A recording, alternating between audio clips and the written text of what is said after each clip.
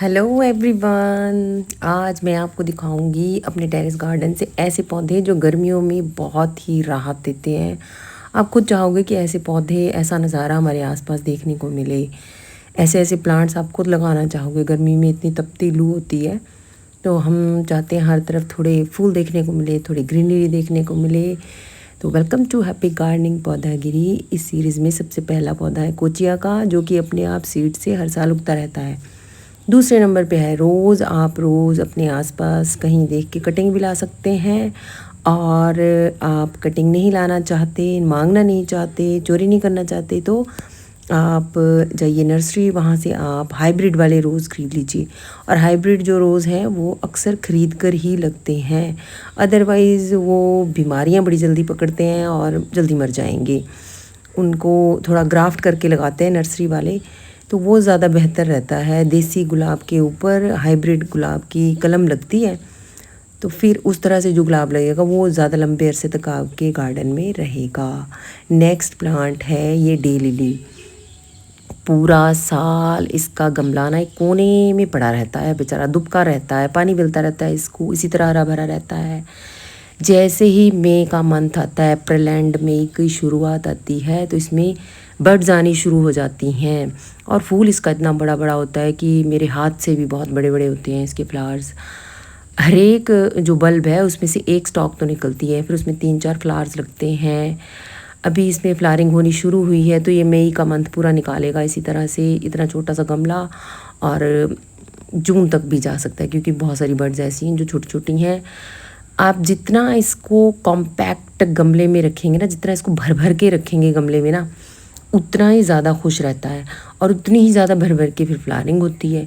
आप मेरे इस वाले पौधे को देखो, मैं 1-2 बल्ब लगाती हूँ हर बार ना, मैं निकाल देती हूँ, दे देती हूँ, लोगों को बांट देती हूँ इनके बल्ब। इतना खूबसूरत फूल है, जब फूल आता है ना तभी वैल्यू पता लगती है सबको कि मैंने कौन सा प्लांट दिया है। और अब देखो यहाँ पे कितने सारे फूल खिले ना, कितनी सारी बर्ड्स। एक फ्लावर आज खिला है और बाकी की बर्ड्स 2 कल खिलेंगी। अब इसको अगर गौर से देखोगे तो इसमें जितने भी जो आपको ये इसकी ब्रांचेस दिख रही हैं, पत्ते दिख रहे हैं, एक एक बल्ब से जितने भी पत्ते दिख रहे हैं ना, उन सब में से कम एक स्टॉक तो निकली है, और एक एक स्टॉक पे 2-2, 3-3 कलियां लगी हुई हैं।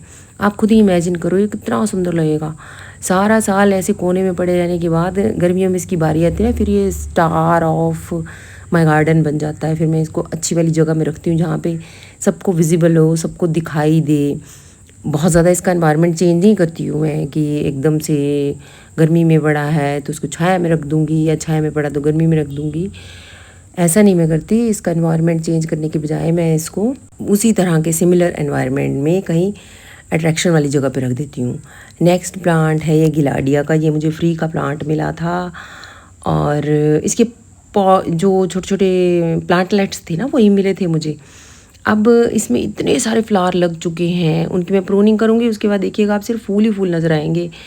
और ये अपने आप बीज गिराता है हर बार। गिलाडिया का प्लांट जो है अपने आप ही बीज गिराएगा और अपने आप ही लगेगा, और इसी तरह से बेप्रवाह होके ना, जैसे मदमस्त हो जाता है ना कोई प्लांट, उस तरह से ये फ्लावरिंग करेगा। फिर इसकी सारी प्रूनिंग करने के बाद आपको सिर्फ फ्लावर नज़र आएंगे और कुछ नहीं नज़र आएगा, और लंबे समय तक आपको कम से कम अप्रैल मई जून तक तो इसके फूल देखने में मिलेंगे। जितने आपको यहाँ फूल दिख रहे होंगे उतने ही स्पेंट फ्लावर्स भी दिखे हैं, और उतनी ही ज़्यादा कलियाँ भी दिख रही हैं। मतलब इसमें अभी भी काफ़ी स्कोप है। फिर है ये वाला मेडिसिनल प्लांट जिसको गार्लिक चाइव्स बोलते हैं। लहसुन के जैसी इसकी पत्तियों से स्मेल आती है, ये बल्ब से सेपरेट करके लग जाता है, और इसमें पूरी गर्मियाँ इस तरह से गुच्छों में फूल आते हैं। ज़्यादा केयर की कोई ज़रूरत नहीं होती। आप किसी के घर में देखेंगे ना ये वाला प्लांट, तो उससे एक बल्ब मांग लाना, बल्ब सेपरेट करके ये प्लांट बहुत अच्छे से ग्रो हो जाएगा, अपने आप ही फैलता चलेगा। बीज से बहुत अच्छे से लगता है, फैलते ही चले जाता है। फिर नेक्स्ट प्लांट है जेट्रोफा का।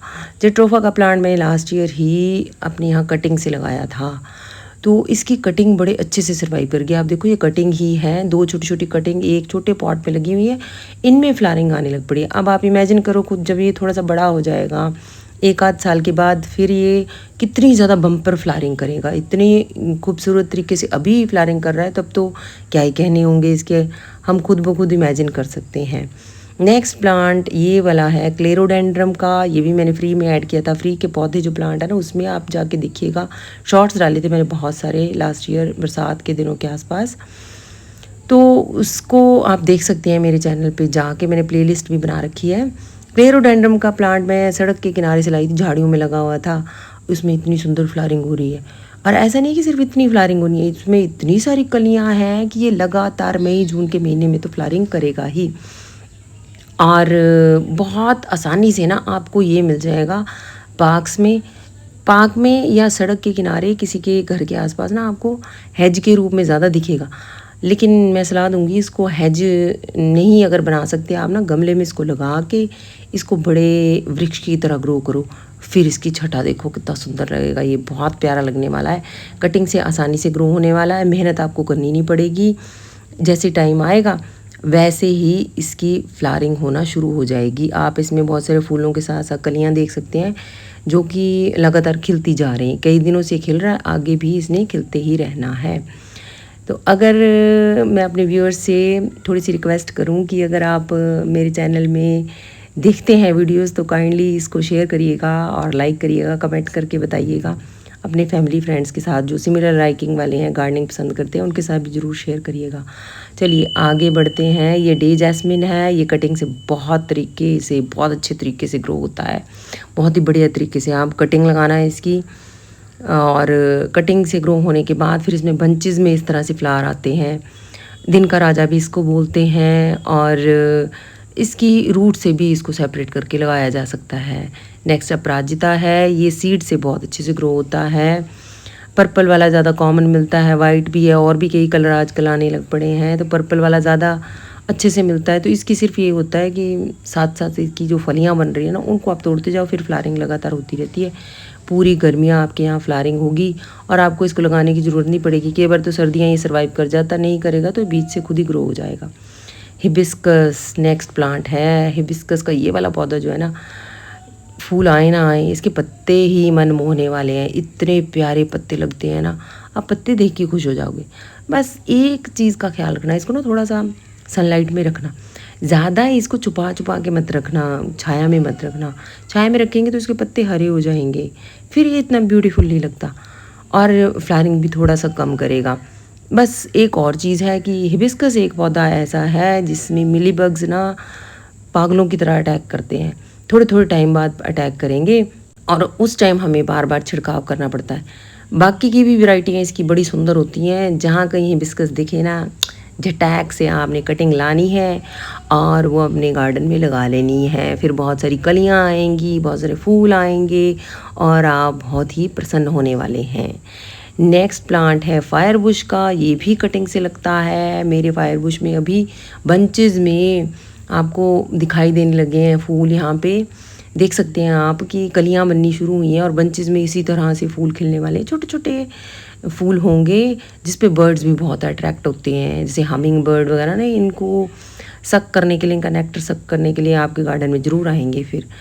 और ये कटिंग से ग्रो होता है। नेक्स्ट हमारा मोगरा है, ये भी कटिंग से ग्रो हो जाता है। इसकी खुशबू उफ जानलेवा, आप इसके पास से क्रॉस करोगे ना तो आपको बेहतरीन खुशबू आएगी, और आप एक बार मजबूर हो जाओगे देखने में कि यहाँ पे ऐसा है क्या है जहाँ से खुशबू आ रही है। जब कभी मैं छत पे जाती हूँ ज़रूर इसकी तरफ मुड़ के देखती हूँ। इसकी भी कटिंग ग्रो कर लीजिएगा। नेक्स्ट गेंदा है। गेंदा तो बारहमासी टाइप का एक पौधा है, पर गर्मियों में भी लगता है। ये अपने आप बीज से ग्रो हुआ है, कटिंग लगाना चाहे तो आप कटिंग भी लगा सकते हैं, कटिंग से भी बहुत अच्छे से ग्रो हो जाएगा। आगे बढ़ते हैं, आगे बढ़ने पे हमें मिलेगा लॉलीपॉप या श्रिम्प का प्लांट। इसके भी बड़े सारे कलर्स आते हैं। ये रेड वाला ज़्यादा ढीठ किस्म का मुझे लगता है, अपने आप सर्वाइव करता रहता है, और इसमें आजकल वाइट फूल आ रहे हैं। इसको आप कटिंग से बहुत आसानी से ग्रो कर सकते हैं। येलो भी है मेरे पास, लेकिन वो कटिंग से ग्रो ही नहीं होता है ना, बहुत ही रेयर होता है कि वो ग्रो हो जाए। अब नेक्स्ट प्लांट ये वाला है, इसको बोलते हैं हम लेंटाना, और ये भी कटिंग से बहुत अच्छे से ग्रो होता है। आप इसको भी कटिंग से ग्रो करना, सीड मैंने इसमें बनते नहीं देखे हैं येलो वाले में। नेक्स्ट पर्सलिन और पोर्टुलाका है, ये गर्मियों के राजा होते हैं, ये भी कटिंग से ग्रो होते हैं। इनमें भी फ्लावरिंग होने लग पड़ी है।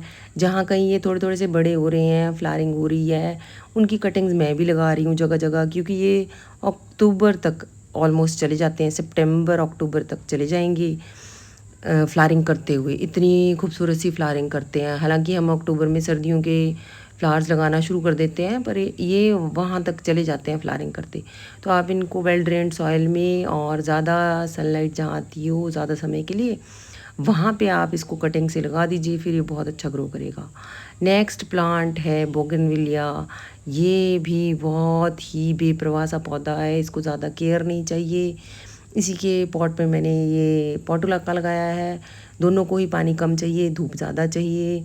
पानी कम दोगे तो बोगनविलिया बहुत सारी फ्लावरिंग करने वाला है, पानी ज़्यादा दोगे तो बहुत सारे पत्ते देने वाला है। तो इस बात का ही ख्याल रखना है आपने। बाकी तो बेपरवाह होके आप इसको एक कोने में रख दीजिए, जब समय आएगा तो ये बहुत सारी फ्लावरिंग करने वाला है और ये भी स्टार बन जाएगा अपने गार्डन का। तो इसको भी आप कटिंग से लगा लेना, आपको सड़क के किनारे बहुत जगह मिलेगा। सड़क के किनारे तो मिलेगा ही मिलेगा, पार्क में भी मिल सकता है आपको। नेक्स्ट आपको यूफॉर्बिया मिली मिलेगा। यूफॉर्बिया मिली की बहुत सारी वैरायटी होती है, लोग इसको कांटों की वजह से नहीं लगाते, लेकिन सुंदर तो होता है ये। आज के लिए बस इतना ही। बहुत सारे प्लांट्स मैंने आपको दिखाए हैं जिनको ज़्यादातर को आप कटिंग से ग्रो कर सकते हैं, तो उनको आप ज़रूर ऐड करिएगा अपने गार्डन में। आज के लिए बस इतना ही। आप भी प्लांट्स लगाते रहिए, कटिंग लगाते रहिए, पौधे लगाते रहिए, गार्डनिंग करते रहिए। Happy gardening to all of you.